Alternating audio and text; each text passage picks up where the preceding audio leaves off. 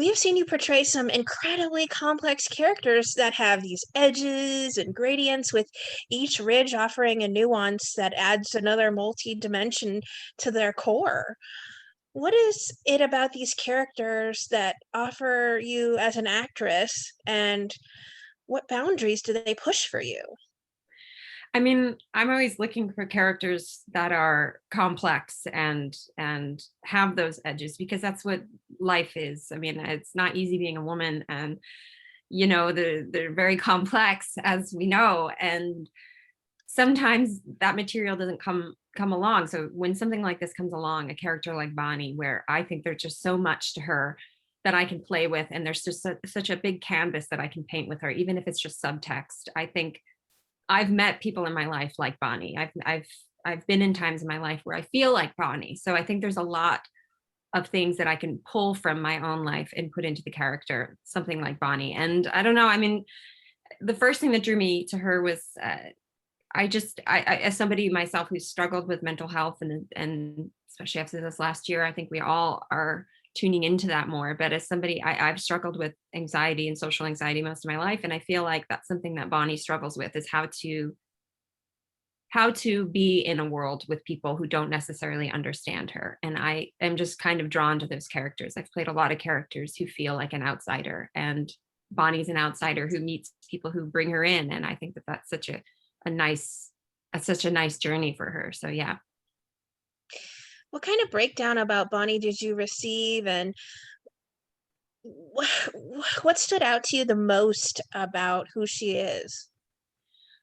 Well, I didn't really receive any kind of breakdown. I was friends with Al, who plays Andy, and he sent me the script, and I read it and I loved it immediately. Everything that's in the movie was in the script, and I was like, who is Carson? I need to meet him. I want to be in this movie. And then I had a conversation with Carson, and we just kind of talked about how we wanted to keep it very grounded and very real, and that's how I saw it too. I mean, Bonnie is the straight man in this zany story, and that was something that really interested me, because there's a lot of humor and a lot of comedy in the film, and Carson's way of writing is already very grounded but hilarious. And I was excited at the idea of being like the straight man in a scene surrounded by just like spinning tops and these guys just being wild animals around me, and that was kind of what I wanted to put myself into. The writing of the film is brilliantly balanced with comedy, interwoven with all these chaotic moments, but also interlaced with drama. How did you craft and sort of pace out the delivery of the beats of the dialogue and the moments of mayhem that are juxtaposed with these dramatic tugs in the film?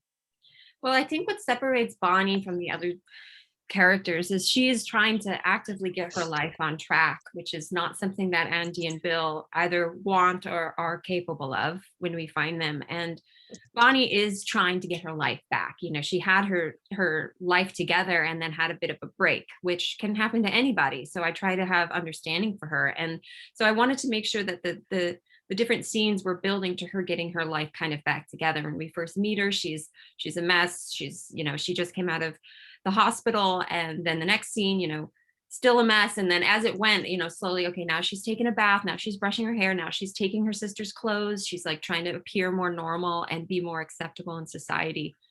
And I liked that against the other characters who are not doing that. So I just think that we just kind of try to do a very slight, just a balance, and just to slowly bring in her becoming more of a normal person in society, or trying her best to be, even if deep down she might not be. She might be playing a character herself. But I don't know if that answers your question. Sorry. There's so it's many layers going on with these characters, and in this movie it's so hard to answer the question it's not sometimes. black and white. It's really not. And sometimes characters are really easy to talk about, but Bonnie and Bill and Andy are just like so complex. That's just, yeah. Well, speaking of beats, so many moments between the humor and the absurdity feel like you're catching your breath when something comes and switches the pace and the tone. How does that pacing play into the dynamics of the characters as much as it does in the thematic undertones that we're seeing? I mean, I think part of Carson's brilliance is how well he does that exact thing. I mean, the movie is a wild ride from start to finish. And you're going along and you're laughing and what a ridiculous scene, and then the next scene you're just completely like moved by these characters, and that is such a hard thing to do. And I think having Carson be the writer, director, and actor in the scene with me made it really fun and easy to kind of go along for those rides, because he had his finger on the pulse the whole time of what the scene was about, and he was in it with us, which was really fun. But yeah, I don't know, that's some kind of mad genius that Carson has, where he can go between the two so seamlessly and keep it grounded. I mean, that's kind of always was our guiding light, is how do we ground this movie in the scene, even when things, circumstances or lines are ridiculous. I think all of us as actors stayed grounded in it no matter what was happening. You can't play into the crazy, you can't play into the comedy or the drama. It just has to feel as real as possible to make it work. And I think everyone kind of pulled that off. I was going to say, Carson, and to your credit as well, included, these actors really do these roles justice, like you were saying. So I think he selected the cast wisely. Yeah, I mean, Al's one of my favorite people in the world. Al D is one of my best friends, and I think he's just pure magic. And when he told me he was going to be in the movie, I was like, I have to be in this movie. I just want to see him on screen so much, because he just is so radiant, and he's just like, he wears his heart on his sleeve, which some people have a hard time doing. And that's kind of the beauty of Aldi and his character Andy, is they wear their heart on their sleeve. And he did it so perfectly. It was his first time acting, and he was just showed up every day ready to do whatever emotion it was. And it came from a very real place for him. And it was kind of like, maybe he thought I was going to teach him about acting, but he taught me a lot about acting, to Wow. be honest. Yeah. That says a lot. I mean, Sounds and great. the relationships in the film, actually, we continually see them messy and complicated. What do these characters signify or sort of exemplify with the blurring of the lines of toxic traits and the traits that exist between codependency and identity? I mean, that's tough. It is messy. And, I think Bonnie, how I always look at her as a survivor, she's just trying to survive the day. Where is she going to sleep? What is she going to eat? At first, what can she get out of these two guys? Like, she's just scrappy and is trying to, you know, survive. And as they go along, I don't know, that is such a hard thing to do, because the dynamics between them are so messy. And it makes me sad that Bonnie and Andy break up in the end. Like, it makes me really sad, but she's just trying to, survive, have a roof over her head and her kid, and take care of herself. And in that, the relationship between them doesn't quite work out. And that makes me really sad. But yeah, I don't know. That's a complex one. That's a hard one to answer. What kind of spotlight does the film really highlight and speak to as far as mental health is treated and perceived?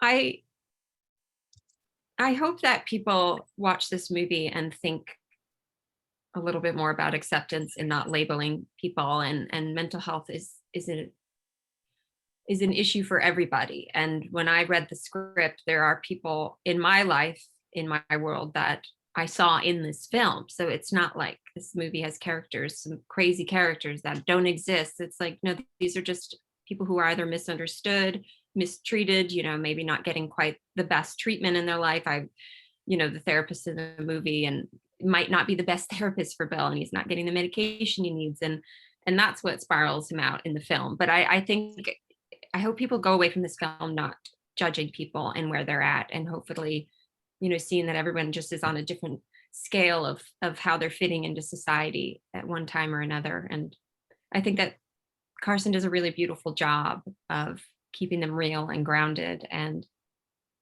I don't know, none of us judged the characters when we're playing them. We just had to play them as real and where we found them in their life. And I think it comes across. I hope it does. As Yes. I mean, and Carson played triple duty with writing, I directing, know. and acting in the movie. What was it like for him to sort of piece together all three of these aspects at the same time? I don't know, probably pretty hard. But he did it so well. I mean, it was I know it was a lot of stress on him because he wrote the movie, which, okay, when that's done, and then he's in pre-production, but he's also prepping as an actor, which is not his normal day job. So we did a lot of rehearsals ahead of time. I know that Al moved in with Carson for like a week before we started shooting and was Hmm. rehearsing every day. And then on set, which helped Carson feel like more prepared that he'd already worked with Al and I. And then on set, I mean, Carson was running back and forth, changing costumes.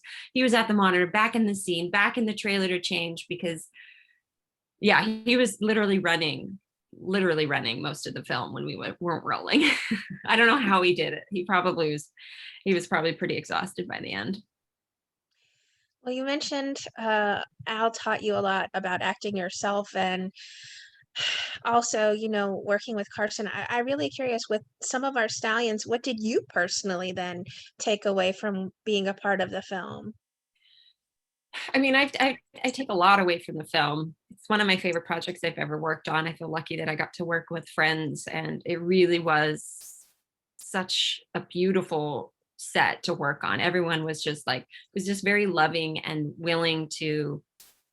Everyone was just very open to the script and to the project and to each other. And I think that what I mostly took away as far as what was in the movie is how important friendship is. I think that as somebody myself, I don't have a huge friend circle, and I'm pretty shy, and I don't make a lot of new friends. And watching these two characters, Bill and Andy, love each other unconditionally, I was like, oh man, who am I not loving more? Like, how can I be a better friend? I want to be as good of friends as these guys are to each other because I don't know. Friendship It's goals. beautiful. Friendship is beautiful, and it's not easy always. And I don't know. I think that it's really hard to capture that in a film between friends. And most of the time, they focus on the romantic relationships in films and television, but just friendships are so powerful. And yeah, I don't know. And I learned about acting from Aldi. Even though I've been acting my whole life, I got so much by watching such a pure person just like he's like, how do I cry? Well, you think of something sad. Okay. And then he thinks of something sad and he's crying. And I'm like, oh, wow, it's just that simple. Like there's just no, yeah, anyway.